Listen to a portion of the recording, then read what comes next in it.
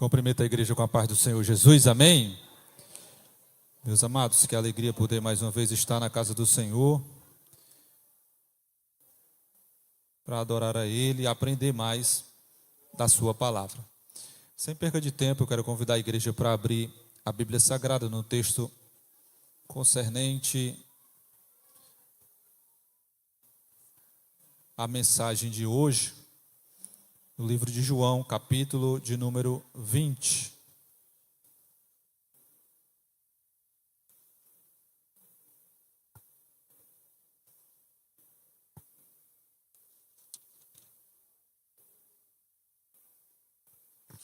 João, capítulo 20, a partir do versículo de número 19, até o versículo de número 23. Eu vou ler aqui, meus amados, na King James, tá? Portanto, se você não tem essa tradução, acompanhe aí através da mídia. João, capítulo de número 20, a partir do versículo 19 até o versículo 23, diz assim a palavra do Senhor. Então, ao entardecer daquele dia, o primeiro da semana, os discípulos estavam reunidos a portas trancadas, por medo das autoridades judaicas. Jesus apareceu, pôs-se no meio deles e disse: a paz seja convosco. Enquanto falava aos discípulos, mostrou-lhes a mão e o lado. Então os discípulos ficaram muito alegres ao verem o Senhor. E Jesus lhe disse mais uma vez: a paz seja convosco. Assim como o Pai me enviou, eu também vos envio. E tendo dito isso, soprou sobre eles e disse-lhes: recebei o Espírito Santo. Aqueles a quem perdoardes os pecados serão perdoados, aqueles a quais mantiverdes ser-lhe-ão mantidos. Glorificado seja o nome do Senhor Jesus. O tema da mensagem de hoje, meus amados, é a igreja da última hora.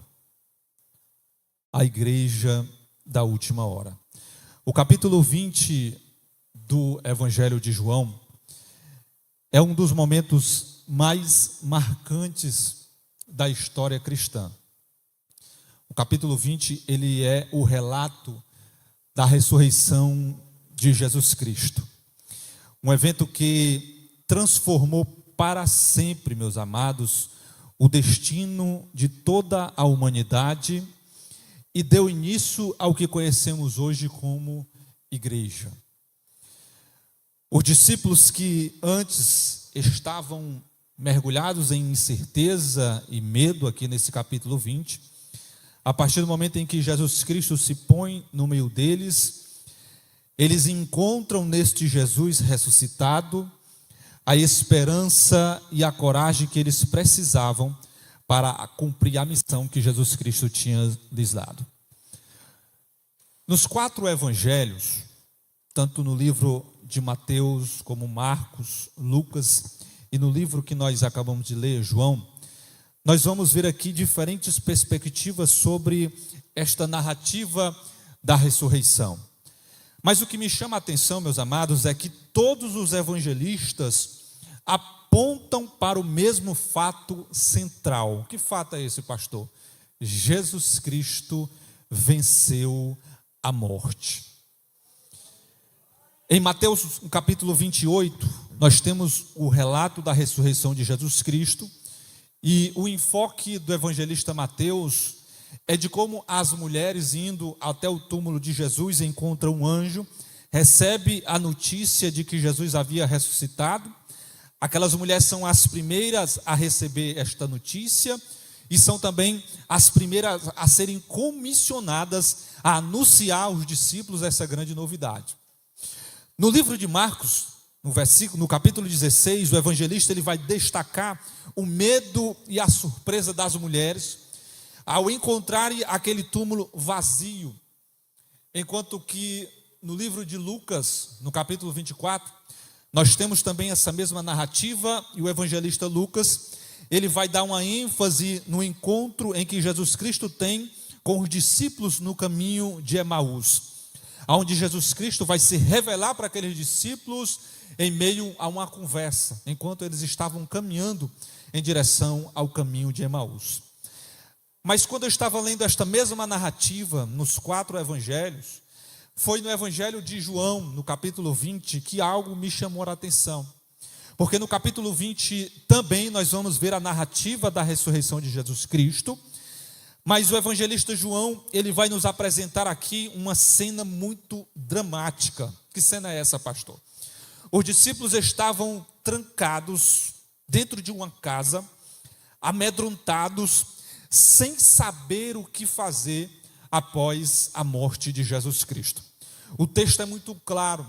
O texto vai dizer que eles estavam trancados, e o motivo deles estarem trancados nesta casa era porque eles estavam com medo do que os judeus, do que os principais da sinagoga poderiam fazer com eles. E enquanto eu estava lendo esta narrativa, meus amados, e eu convido a cada um de vocês também a fazer esta mesma visualização que eu fiz ao ler esse texto, eu comecei a imaginar o que os discípulos estavam sentindo neste momento. Eles tinham acabado de perder o seu mestre, o homem que eles depositaram toda a confiança, o homem que eles caminharam por um período de aproximadamente 3 anos e meio, o homem que eles viram realizar diversos milagres, diversas curas, diversas manifestações de maravilhas, o homem que eles viram manifestando grande poder, grande glória, ressuscitando mortos, expulsando demônios. E agora, meus amados, como que de uma hora para outra, este grande homem que realizou todos esses milagres, que realizou todos esses feitos, agora que parecendo que aquele homem que era imortal, que tinha todo o poder, que parecia que era intocável, que era capaz de realizar todas as coisas, este homem que os discípulos depositaram todas as expectativas de até mesmo destruir aquele reino de Roma, aquele subjugo de Roma sobre a nação de Israel. De repente, este grande homem, este grande líder, este grande mestre, de repente este homem está morto, foi crucificado, foi condenado à morte, e como um cordeiro mudo verdadeiramente, assim como está escrito lá em Isaías, se entregou de maneira passiva àquela morte, foi crucificado e agora está sepultado. É este cenário em que esses discípulos estão enfrentando, trancafiado dentro desta casa. O homem que eles depositaram todas as suas esperanças, todas as suas expectativas, agora está morto, agora está sepultado. Para eles parecia que todas as esperanças, todas as expectativas tinham se acabado. Eles estavam isolados dentro de uma casa, estavam trancados dentro daquela casa, com medo do que os judeus, com medo do que os principais da sinagoga pudessem fazer com eles. E quando eu estava lendo esse texto, meus amados, o Senhor trouxe ao meu coração a seguinte perspectiva de que muitas das vezes é assim que muitos dentro da igreja também estão. Muitos cristãos hoje em dia se encontram numa posição muito semelhante à daqueles discípulos se encontravam. O medo, a incerteza, as dificuldades do momento presente fazem que muitas das vezes, meus amados, muitos cristãos se tranquem dentro de uma casa espiritual e trancados-se dentro dessa casa espiritual, meus amados, se sentem muitas das vezes neutralizados, se sentem muitas das vezes acuados, não sabe o que fazer, assim como os discípulos estavam paralisados, incapazes do que fazer. Mas o que me chama a atenção é que neste momento, exatamente nesse momento em que a desesperança tinha encontrado o coração dos discípulos, nesse momento em que todas as expectativas tinham ido por água abaixo, nesse momento em que os discípulos estavam trancados com medo do que os judeus poderiam fazer com ele, é neste momento, no capítulo 20 de João, que Jesus Cristo vai entrar no meio daquela sala, no meio daquela reunião, vai interromper a conversa que aqueles discípulos estavam conversando, entrando e sem abrir porta, sem precisar bater na porta, sem precisar rodar o trinco, o ferrolho da porta. Ele simplesmente entra no meio da sala, no meio daquela reunião e traz uma palavra de consolo, uma palavra de esperança para o coração daqueles discípulos ao entrar no meio daquela reunião e dizer: a paz seja convosco. O medo e a incerteza que estava no coração daqueles discípulos, meus amados, imediatamente é dissipada, porque a esperança, o motivo de toda a expectativa que até um momento atrás estava sepultada, parece que num passe de mágica, de repente agora novamente está na frente dos discípulos de maneira visível, de maneira que os discípulos poderiam tocar. Quando Jesus Cristo interrompe aquela reunião e diz: a paz esteja convosco, o medo bate em retirada, tudo aquilo que era preciso para aqueles discípulos se colocar de pé agora aparece, porque Jesus Cristo entrou no meio da reunião, interrompeu aquela situação de muitas das vezes de velório e disse: a paz esteja convosco. É sobre isso, meus amados, que eu quero ministrar sobre a vida da igreja nessa noite. O Jesus Cristo que nós servimos, Ele não está sepultado. O Jesus Cristo, o Senhor da igreja, Ele está vivo e vive para sempre. Glorificado seja o nome do Senhor Jesus Cristo. E quando eu estava lendo esse texto, me veio uma pergunta, meus amados, no meu coração. O que é que define uma igreja que vive exatamente à luz da ressurreição de Cristo e, acima de tudo, aguarda o seu retorno, aguarda o grande soar da trombeta? Quais são as marcas que esta igreja da última hora precisa possuir no seu corpo, na sua vida e no seu coração? O tema desta mensagem é a igreja da última hora. E é sobre isso que eu quero pregar nesta noite. Quais são as marcas que a igreja da última hora precisa e deve possuir sobre a sua vida? Pastor, quando o senhor fala sobre a igreja da última hora, o senhor está falando sobre a Assembleia de Deus Templo Central, o senhor está falando sobre a igreja mundial, a do reino de Deus? Não, meus amados, quando eu falo sobre a igreja da última hora, eu estou falando da igreja lavada e remida, que vai se encontrar com Jesus Cristo naquele grande dia. É esta igreja que eu estou falando, sou eu, sou você, nós somos a igreja da última hora. Que marcas esta igreja da última hora precisa ter? E ao ler esse texto, ao meditar no capítulo 20 do Evangelho de João, o Senhor trouxe ao meu coração aqui algumas marcas que a igreja da última hora precisa possuir sobre a sua vida. E a primeira marca que a igreja da última hora precisa possuir, a primeira marca que a igreja da última hora precisa ter, se ela não tiver, ela não vai se tornar, e ela não tem condições de ser, e de muitas das vezes, meus queridos, representar esta igreja da última hora. A primeira marca é crer na ressurreição de Jesus Cristo. A primeira marca da igreja da última hora é exatamente a sua fé firme e inabalável na ressurreição de Jesus Cristo de Nazaré. É impossível ser uma igreja eficaz, ser uma igreja relevante, ser uma igreja que faz a diferença nesses últimos dias, se essa igreja não acreditar, não crer no seu coração de maneira plena que Jesus Cristo ressuscitou dos mortos. Pastor, qual o impacto da ressurreição sobre o medo de Jesus Cristo? O impacto é fenomenal. Sabe por quê? Os discípulos estavam trancados em casa, com medo. Os discípulos estavam trancafiados dentro daquela casa. O medo deles veio exatamente porque Jesus Cristo estava morto. Para eles, o mestre estava morto, e com Jesus Cristo morto, parecia que todas as esperanças e expectativas também tinham morrido. Mas o que fez com que este medo fosse dissipado foi exatamente a certeza de que Jesus Cristo estava vivo e tinha ressuscitado. Quando nós lemos a palavra do Senhor em João, capítulo 20, 19 e 20, nós lemos que Jesus Cristo se pôs no meio deles e lhes mostrou as mãos feridas, mostrou o lado machucado. Só então eles se alegraram ao ver o seu Senhor. Foi a ressurreição de Cristo que tirou o medo do coração dos discípulos e libertou eles daquele pavor e daquele medo. Meus amados, é impressionante como o impacto da ressurreição teve uma marca profunda no coração daqueles discípulos que estavam amedrontados e estavam acuados dentro daquela casa. Existe um antes e um depois da aparição de Jesus Cristo para os seus discípulos.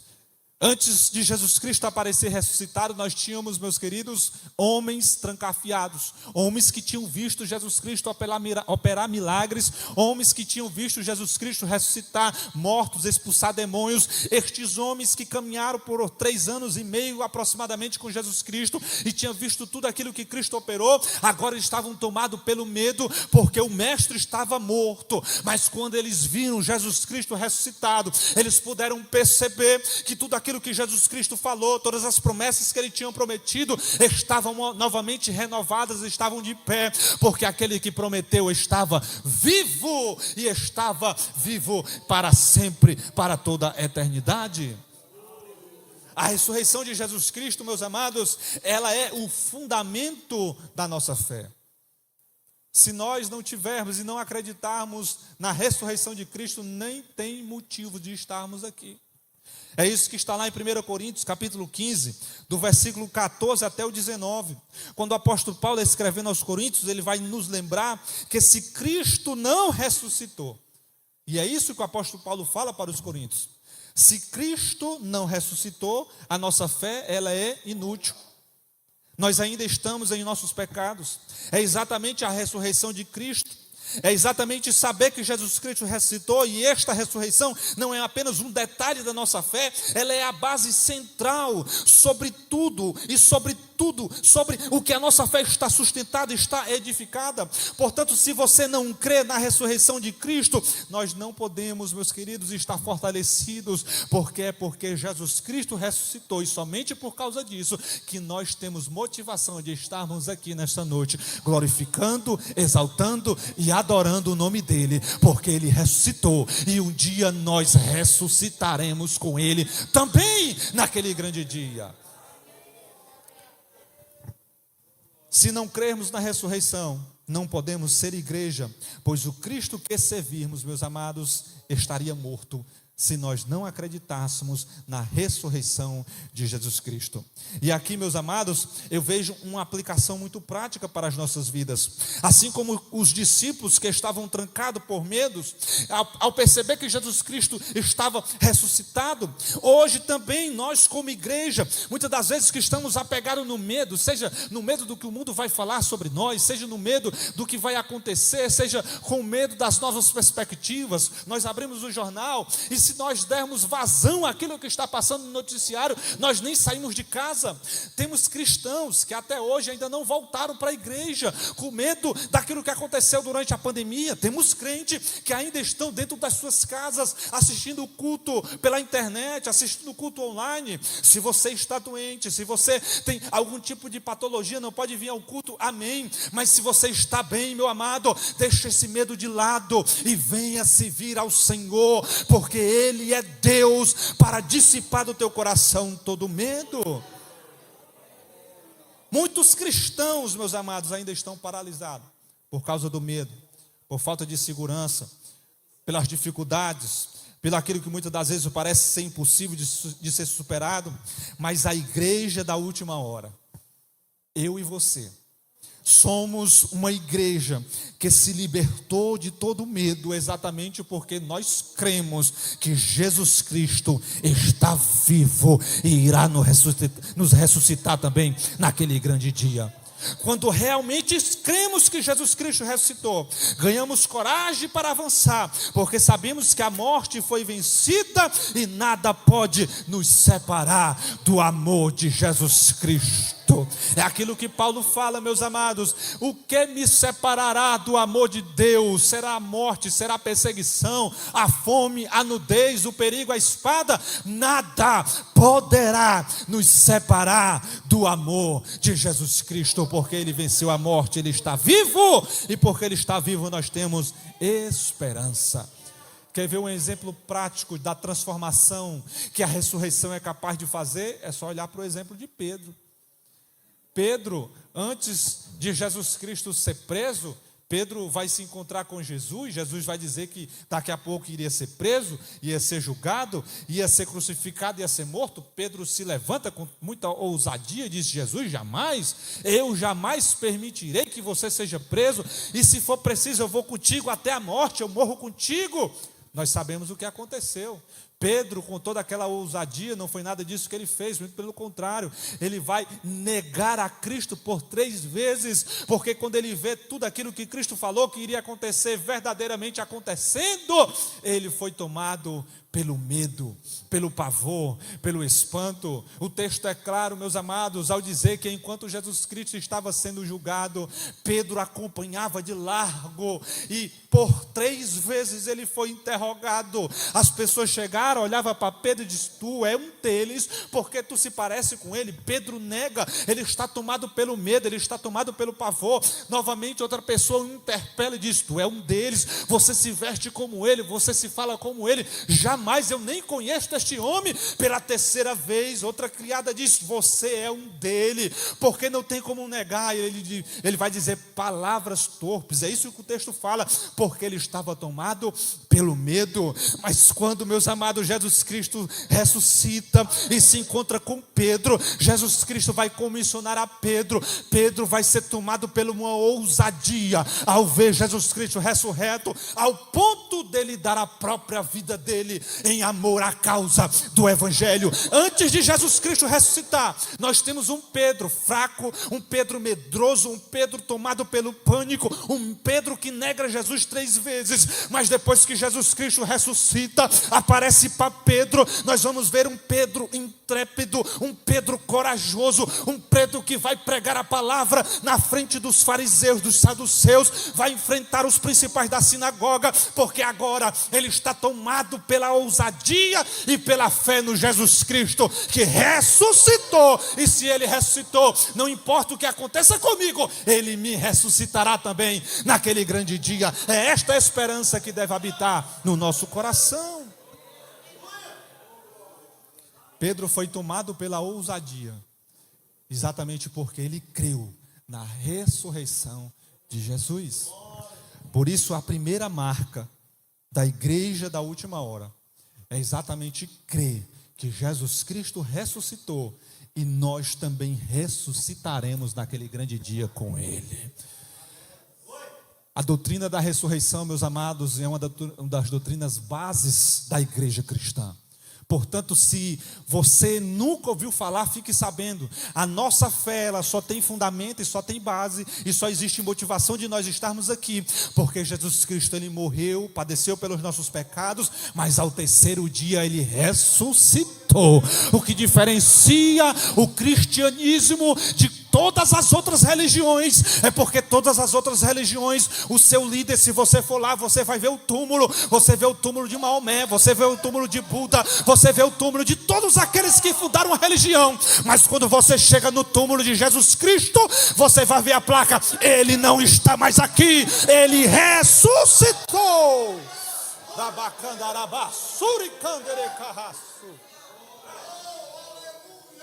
A segunda marca da igreja da última hora é uma igreja que é cheia do Espírito Santo de Deus.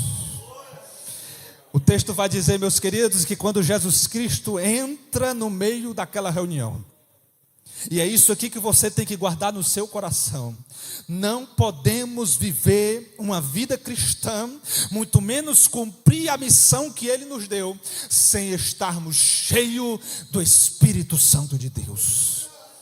Quando Jesus Cristo entra no meio da reunião, em João, capítulo 20 e 22, o texto vai dizer que Jesus Cristo sopra sopra sobre os seus discípulos e diz o seguinte: recebei o Espírito Santo de Deus. Foi exatamente neste momento que eles começaram a ser capacitados para a missão que estavam por vir. No entanto, vemos a plenitude deste Espírito sendo descida sobre ele em Atos capítulo 2, quando o Espírito Santo desce sobre ele no dia de Pentecoste. A igreja da última hora precisa ser uma igreja cheia do Espírito Santo do Senhor. E aqui eu quero destacar 2 pontos distintos de ser cheio do Espírito Santo do Senhor. Nós vemos, meus queridos, na Bíblia Sagrada, 2 aplicações distintas da capacitação do Espírito Santo sobre a nossa vida.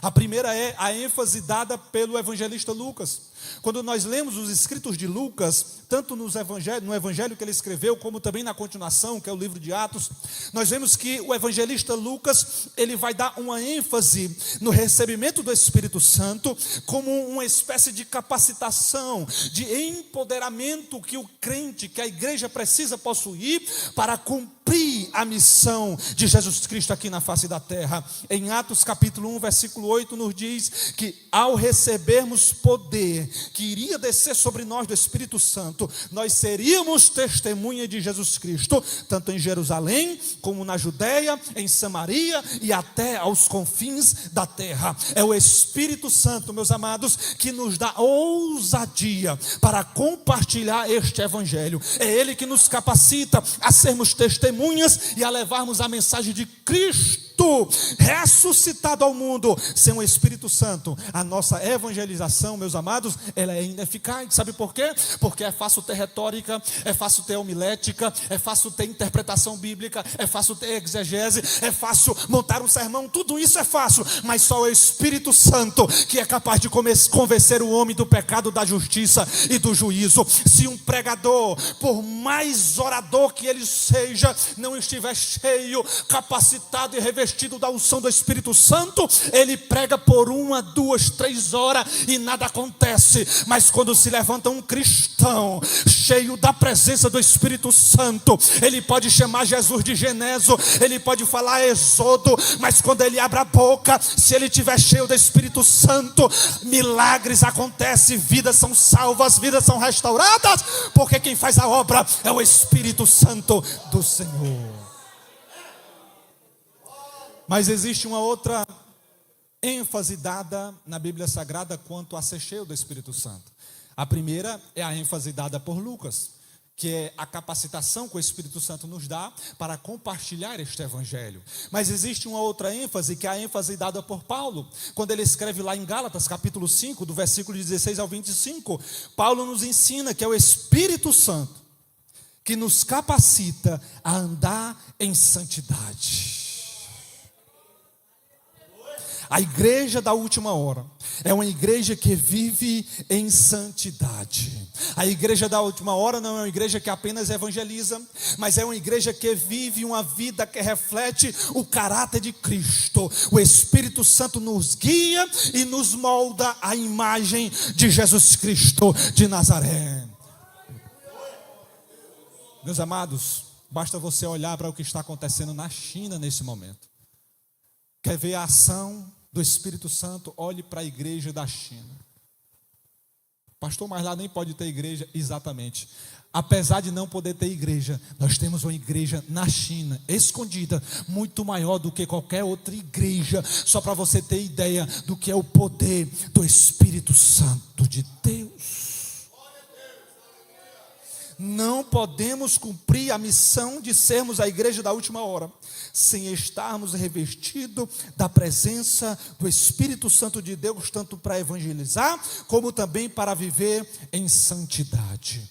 Mas eu quero destacar aqui uma última marca, a terceira marca que a igreja da última hora precisa possuir. A igreja da última hora é uma igreja que possui a marca de que é capaz de entregar tudo pelo evangelho. A terceira marca da igreja da última hora é a sua disposição de entregar tudo por amor ao evangelho, assim como Pedro foi chamado para fazer. Eu falei no início do sermão, a restauração de Pedro é algo extraordinário. No livro de João, nesse mesmo texto que nós lemos, no capítulo seguinte, no capítulo 21, do versículo 15 ao 19, Jesus Cristo, pessoalmente vai até Pedro restaurar a sua vida. E depois dessa restauração, Jesus Cristo vai comissionar Pedro a pastorear as suas ovelhas. Mas junto com este chamado, junto com esse comissionamento, Jesus Cristo profetiza sobre a vida de Pedro. Jesus Cristo vai dizer sobre a vida de Pedro, no capítulo 21, como que Pedro seria levado, seria crucificado, seria levado até as últimas circunstâncias, exatamente por amor ao Evangelho. A igreja da última hora é uma igreja que está disposta a pagar o preço por amor ao Evangelho. Por isso, meus amados, que não dá para entender uma igreja como a nossa, que somos a igreja da última hora. Não temos mais tempo a perder, meus amados. Todos os sinais que a Bíblia Sagrada descreve e fala que antecederia a volta de Jesus Cristo, todos já aconteceram. Não existe mais um sinal que está faltando acontecer, apenas um, o tocar e o soar da última trombeta. Só está faltando isso, ou seja, a qualquer momento isso pode acontecer. Mas no entanto, meus amados, parece que a igreja vive como se ainda fosse ficar aqui por mais não sei quanto tempo. Ei, igreja, é tempo de despertar, porque nós somos a igreja da última hora. A Bíblia Sagrada está cheia de exemplos de homens e mulheres que não mediram consequências e foram até as últimas circunstâncias por amor ao Evangelho. Basta você olhar a história de Estevão. Estevão, o primeiro mártir da igreja. Missionários, meus amados, que entregaram a sua vida por amor ao Evangelho. Um grande missionário chamado Jim Elliot. Ele, meus amados, era um missionário que deu a sua vida para alcançar tribos aqui dentro da nossa Amazônia. Ele foi um dos primeiros missionários que desbravou a Amazônia quando tudo aquilo ali estava totalmente fechado. Ele foi sacrificado, mas depois dele o Evangelho abriu espaço e entrou de uma maneira nunca antes, meus amados, que ninguém poderia imaginar. Mas foi preciso alguém entrar e estar disposto a sacrificar a sua vida para que o Evangelho entrasse ali dentro daquelas tribos. O que você tem sacrificado, o que você tem dado ao Senhor em amor a este Evangelho?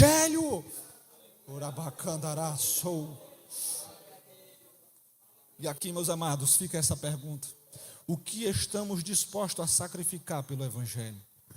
Será que estamos dispostos a entregar pelo menos o nosso tempo, os nossos recursos? O evangelista Tarcísio falou que sobre dízimo é triste, meus amados, ver homens e mulheres há anos dentro da igreja que não tem coragem de ofertar na casa do Senhor, que não tem a fé suficiente de contribuir na igreja, de ofertar, de devolver aquilo que Deus já te deu. Como que pode? Você não é capaz de devolver uma parte daquilo que já Deus te deu, Deus te abençoou. Não tem coragem, não tem capacidade de entregar o seu tempo na obra do Senhor. Muitas das vezes a gente levanta e estamos precisando de voluntário, precisamos de gente para trabalhar na igreja, precisamos de gente para trabalhar em tal lugar. E aí nós temos homens e mulheres dentro da igreja que querem estar fazendo nada. Homens e mulheres que chegam: pastor, estou cansado, estou entregando aqui o meu cargo, cansei. Sim, meu amado, você quer fazer o...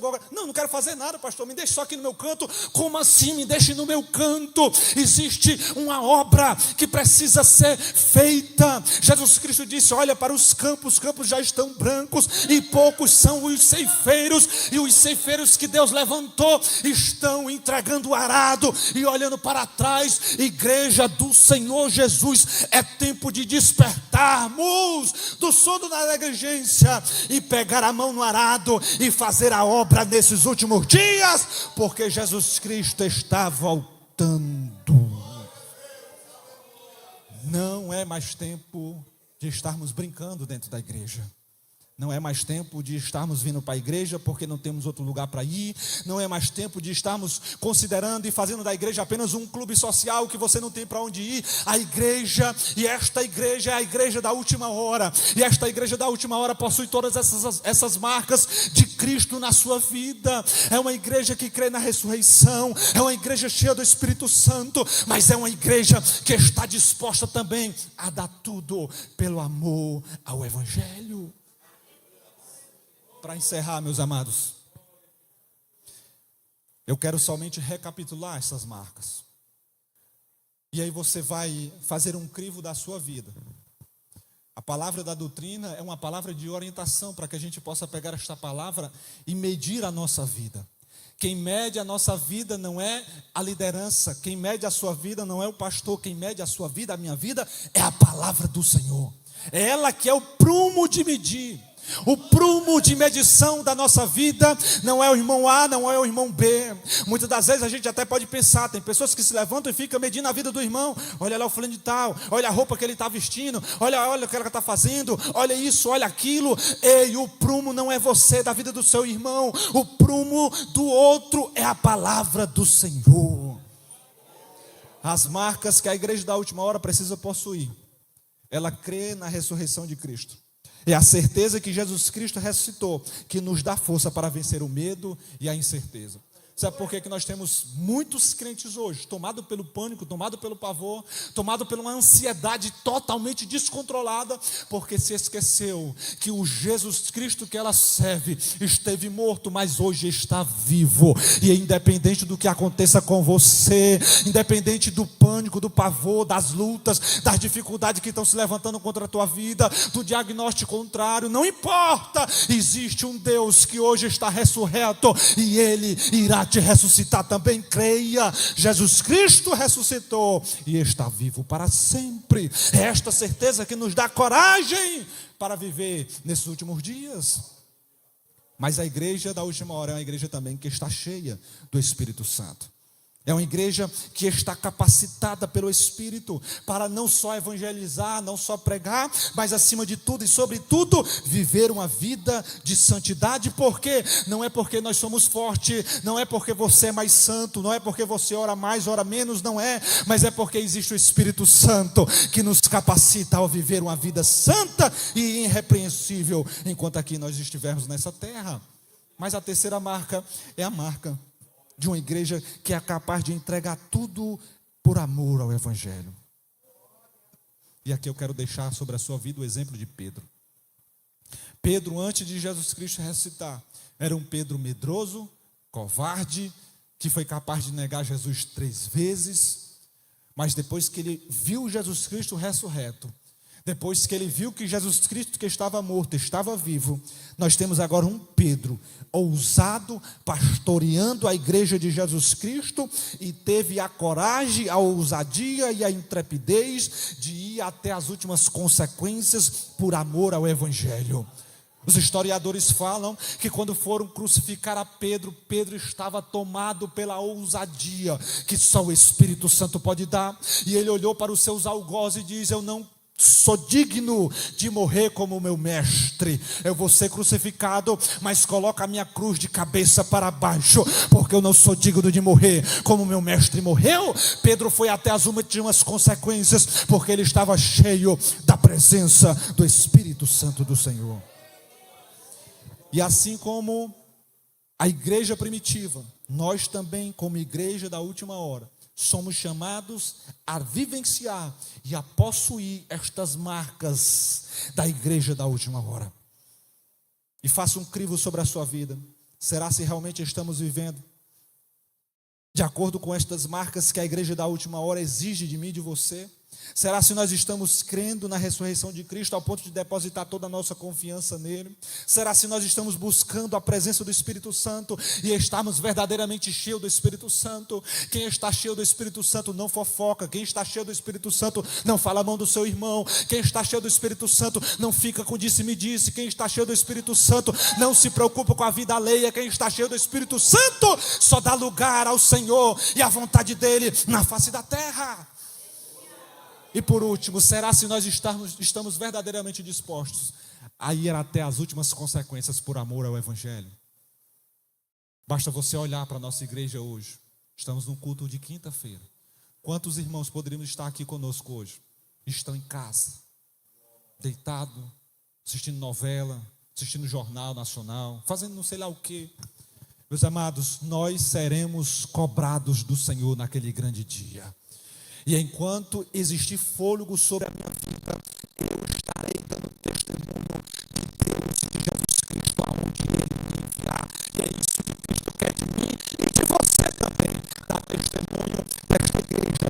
E se você hoje que faltam algumas dessas marcas sobre você, hoje é noite de você se voltar para o Senhor e dizer: Senhor, hoje eu quero receber estas marcas que ainda faltam sobre a minha vida. Se você há tempos não fala em línguas estranhas, hoje o Senhor pode te renovar. Se há tempos você não tinha mais intimidade com Deus, hoje Ele pode derramar sobre você renovo, porque nós estamos na presença dEle, e aonde Ele está, como aqueles discípulos estavam, quando Jesus Cristo entrou e disse: a paz seja convosco, sobrou sobre os seus discípulos e disse: recebam o Espírito Santo de Deus sobre a sua vida. Receba sobre a sua vida, receba sobre a sua casa a presença do Espírito Santo. Seja revestido do Espírito Santo nessa noite, para viver uma vida ousada e santa, irrepreensível na face da terra a partir de hoje. Ficamos de pé nesta noite.